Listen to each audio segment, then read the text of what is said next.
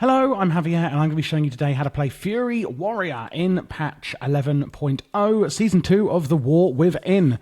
First things first, this is going to be beginner. This is going to include a Mythic Plus and single target rotation. They are very similar for Fury Warrior. If you like the UI you see here, you can get this on my Patreon. You get the entire UI, details, voodoo, etc. profiles, and we can help you put it together if needed in the VIP channel in Discord. A lot of people do ask for it, hence why I offer it here. So let's get started. You are a Fury Warrior. In Mythic Plus, we're going with Mountain Thane. Single target, we're going with Slayer. We're going to be starting with Mythic Plus today. And what I'm going to do is add some action bars so that we can see kind of what we're doing, why and when. The left here is going to be your top priority, and the right is your bottom priority. I'm just going to add in charge here on the bottom. This is basically just for when you're going into combat. So when you go into combat, we are going to charge. You're going to see down here that we've got some stances. Berserker stance is your main stance as a Fury Warrior, an aggressive combat stance that increases the damage of your auto attacks and reduces duration of fear, etc. That lasts until cancelled. You don't need to worry about it. So we're going to charge into combat, and then we're going to look at the left-hand side, so the top priority of our abilities. As you'll see here, as I'm auto-attacking, I'm generating this red bar here. This is Rage. We're going to be generating and spending Rage. This is our main resource as a warrior. So looking at the left then, we've got Recklessness. This is a cooldown on a 1.5 minute cooldown. The same cooldown on Avatar, the same cooldown on Ravager. These are 3 of our main cooldowns, and you will notice they're all on 1.5 minute cooldown, meaning we can generally use them together in tandem. So Recklessness. Go Berserk, increasing all rage generation and granting your abilities increased critical strike chance. So a no-brainer on that one. We then pair it with Avatar, which turns you into a Colossus, meaning you deal 20% increased damage. And then Ravager throws a whirling blade at the target location that chases nearby enemies, inflicting physical damage to all enemies nearby, and generates rage when it deals damage. So we're going to use this one, and then this one in that order. And then the next thing we want to talk about is getting enraged. The main way that we're going to get enraged is going to be with Rampage here. We're using this as a top priority to enrage us. As you can see, it enrages you and unleashes a series of 4 brutal strikes for physical damage. Enrage is a passive that we have here. Becoming enraged increases your damage done by 20% and ability damage done by an additional 15%. Bloodthirst has a 30% chance to enrage, but that doesn't mean Bloodthirst is the only way we get enraged. There's actually quite a few ways that we will. So if you're not enraged, the number one way to get into it, in my opinion here, is going to be Rampage. That's going to cost you 80 rage as well. Then, if we're on multiple targets, we're going to use Whirlwind. Unleashes a whirlwind of damage and causes your next 4 single target melee attacks to strike up to 4 additional targets. Meaning, say we're up against 4 targets, we can use Whirlwind, and then we can use our single target attacks, and that will actually also hit other targets because of that Whirlwind buff. So we're only going to use that, of course, if we are up against multiple targets, which often in Mythic Plus we are. After that, the next priority on the list would be to use Execute whenever you can. Attempt to finish off a wounded foe, causing damage. Only usable on enemies that have less than 20% health. In the Mythic Plus build, you can get procs and stuff that we're not actually talented into right now, so it's not going to be much that you're using Execute in this build, so do be aware of that. After that, as long as you are enraged, we can use Thunderous Roar, and you want to be enraged basically at all times if possible. Roar explosively, dealing damage to enemies within 12 yards and cause them to bleed for a large amount of damage. Use that on cooldown. It's only on 45-second cooldown, so you can use it so you can use Thunderous Roar twice, but use your other cooldowns once in each cycle, if that makes sense. Then we've got Raging Blow. We want to use this to get up a specific buff here, Slaughtering Strikes. Every strike of your next Rampage will deal additional 60% damage. And we're going to be getting stacks of this when we use our Raging Blow. And you can see here I've got 5 stacks now where your Rampage will deal an additional 100% damage. Rampage, of course, being here.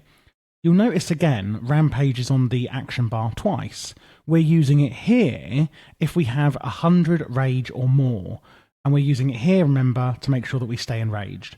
As you can see, I've got 130 rage, so I'm over 100. I'm capped on rage, meaning I'm basically wasting it. So we want to use Rampage to dump our rage if we have over 100. Do use any procs that you see on your abilities as well. I'll be going through those in the talents shortly.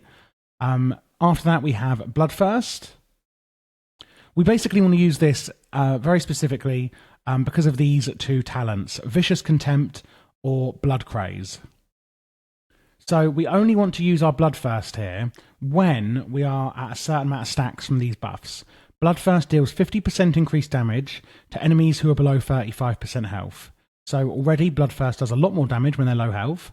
And then secondly, Raging Blow increases the critical strike chance of your next Bloodthirst by 15% until it critically strikes, stacking 5 times. So it's basically what I'm saying is it's only worth using Bloodthirst, 1, if they're under 35% health, and if we have at least 3 stacks of Blood Craze, meaning that it's nearly guaranteed to crit. So we're going to do more damage with it, it's going to crit, but that's only at a low amount of health. It's the only time it's worth it. And Raging Blow here is the ability that gives us those stacks. You can see now I have on the left 3 stacks of Blood Craze. But however, of course, the enemy is not under 35% health, so I wouldn't use it. After that, we're pretty much just going to use our Raging Blow and our Whirlwind if we have nothing else to press. So let's go through the rotation one more time. We're going to use Recklessness, Avatar, and Ravager all at once. And then we're going to use our Rampage to make sure that we are always enraged. If there are multiple targets, we're going to use Whirlwind because then our single target attacks are actually going to hit other targets. We're going to use Thunderous Roar on cooldown. We're going to use Raging Blow to stack up our buffs, basically, mainly Slaughtering Strikes, but also Blood Craze, especially when they get to low health. Use your Rampage to make sure you don't overcap on your Rage. Use Bloodthirst if the conditions that I mentioned previously are met, and then use Raging Blow and then Whirlwind if you've got nothing else to press. Now, you're not going all the way from the left to the right and then back up.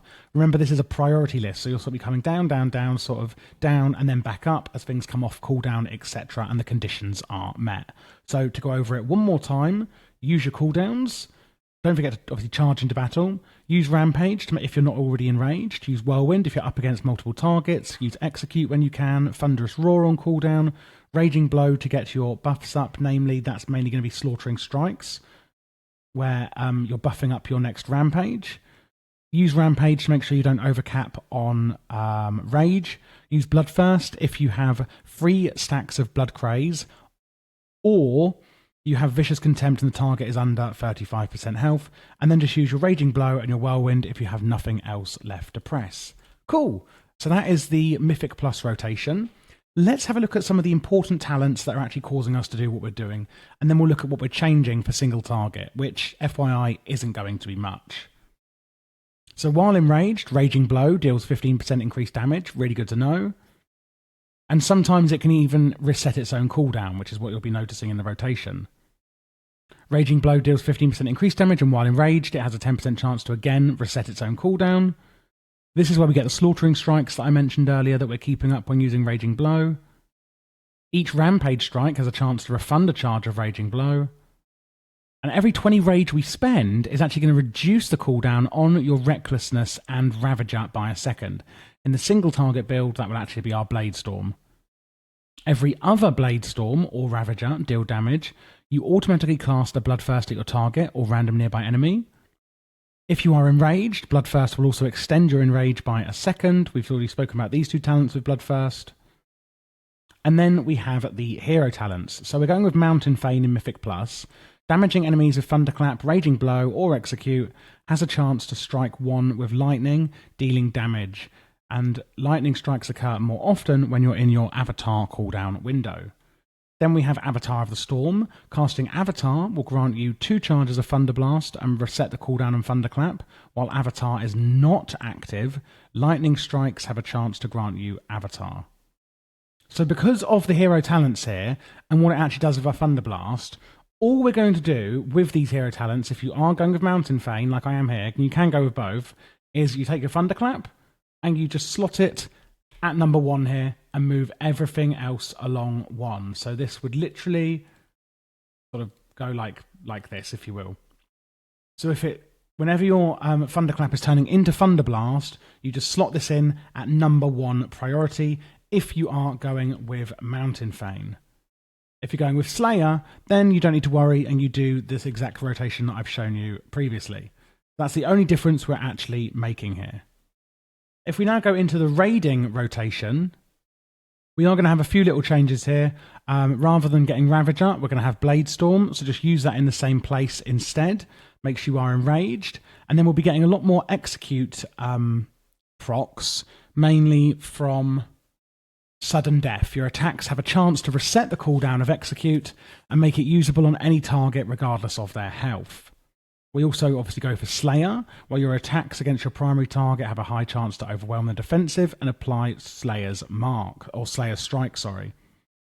And it applies Marked for execution, increasing the damage they take from our next Execute. And then down here, the other Keystone talent, when you execute a target that has been marked for execution, you both reduce the cooldown of Blade Storm and apply 2 stacks of Overwhelmed. So although that's starting to sound a little bit complex, basically it's just empowering your execute, which we'll be using whenever it comes available to us, which will now be from Sudden Death anyway. Apart from that, we do have a few utilities I want to talk through. Battle Shout, you should be using at all times on your allies every hour. Berserker Rage, where you can grant immunity to Sphere, Sap, and Incapacitate. Hamstring is a great slow that you can use. Pummel is a interrupt. You can interrupt your enemy spellcasting every 15 seconds, which is incredibly important to do. Impending Victory attacks your target and restores some health. Heroic Leap is a great way to just get out of the area. It will do some damage, but I like to do it to get around, basically. Rallying Cry increases everyone's health temporarily, which is a fantastic defensive. We've got Spell Reflection, which will reflect the next spell that is hit against you. And Shockwave, which will stun all enemies in a cone in front of you. And that is pretty much it for playing Fury Warrior in Season 2. It is completely up to you if you want to go Mountain Thane or if you want to go with Slayer. As you can see, the Mountain Thane rotation is a tiny bit more complex as you're adding in your Thunderclap and Thunderblast, which are using pretty much on cooldown. But that is really it, so it's entirely up to you.